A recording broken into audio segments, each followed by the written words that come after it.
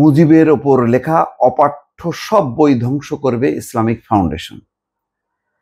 সিদ্ধান্তটা ভালো, কিন্তু এর আবার উল্টো দিকও চিন্তা করার দরকার।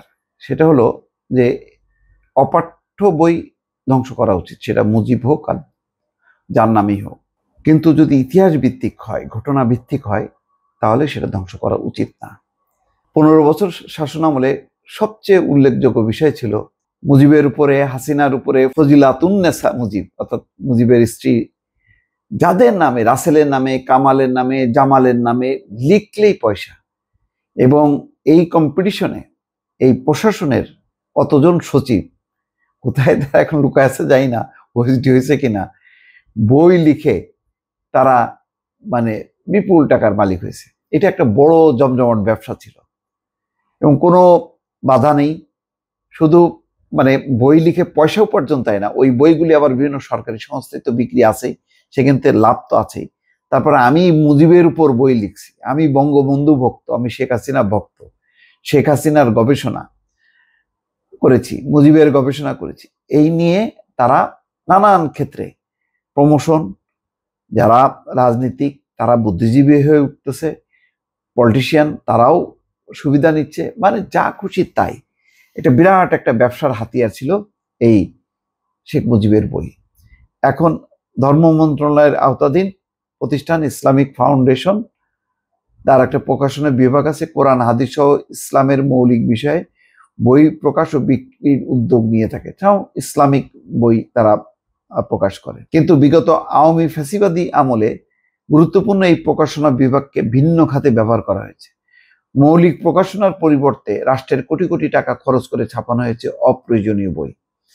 বিশেষ করে কোনো চাহিদা ছাড়াই সরকারের তোষামোদি এবং কিছু ব্যক্তির সুবিধার জন্য শেখ মুজিবুর রহমানকে নিয়ে বই ছাপানোর কাজে ব্যস্ত ছিল প্রতিষ্ঠানটি। যেসব বই সংরক্ষণ করতেও খরচ হচ্ছে বাড়তি টাকা। বর্তমান অন্তর্বর্তী সরকারের সময় বেশ পরিবর্তন শুরু করেছে ইসলামিক ফাউন্ডেশন। এরই অংশ হিসাবে মৌলিক কাজে লাগানো হবে প্রকাশনা বিভাগকে।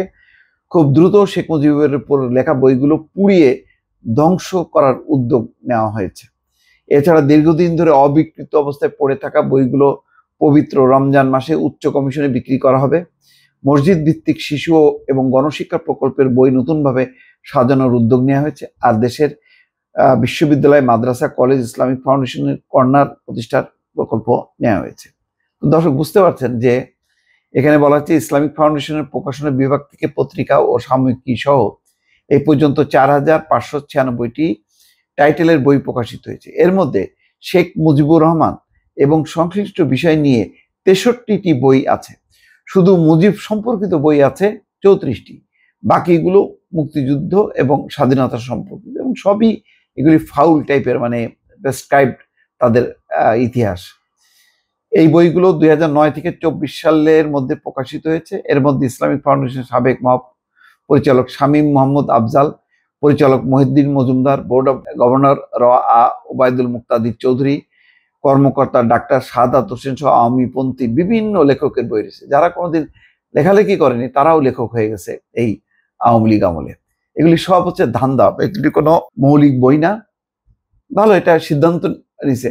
সবচেয়ে বড় কথা হলো যে ইসলামিক ফাউন্ডেশন এটা প্রতিষ্ঠাই হয়েছে যে ইসলামের উপর মৌলিক কিছু বই, ইসলাম শান্তির ধর্ম, সেই বিষয়গুলো মানুষের কাছে নিয়ে যাওয়া। এর মধ্যে একটা মেসেজও আছে যে ইসলাম যে কখনো উগ্রবাদ বা জঙ্গিত্ববাদকে পছন্দ করে না। সেই সংক্রান্ত অনেক বই পুস্তক, যারা সত্যিকার ইসলামী চিন্তাবিদ তাদের লেখাগুলো প্রকাশ করা, প্রচার করা, এটাই হচ্ছে ইসলামিক ফাউন্ডেশন। তার মধ্যে ঢুকাই দিছে মুজিব। আচ্ছা, মুজিবুর রহমান কি ইসলাম প্রচার, ইসলাম প্রকাশনা, ইসলাম নিয়ে গবেষণা করতেন? তার রাজনৈতিক জীবন, তার সাইড আলাদা, এবং সেখানেও যদি সেইগুলিও যদি কোনো মৌলিক হতো, যে শেখ মুজিবুর রহমানের যে তার আন্দোলন সংগ্রামের ইতিহাস সম্বলিত যদি কিছু থাকতো তাহলে কথা ছিল। কিন্তু এগুলি সবই অখাদ্য এবং হচ্ছে মানে কি বলে, মানে স্তুতিমূলক।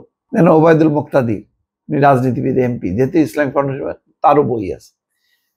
এইসবের এখন মানে পরিণতি হচ্ছে এই যে এখন পুরা এগুলি ধ্বংস করতে হচ্ছে। দর্শক এই অবস্থার মধ্যে ফেলে দিছে, এর জন্য দায় কার? আওয়ামী লীগের, তাদেরই নিতে হবে সবকিছু। ভালো থাকবেন, আল্লাহ হাফেজ।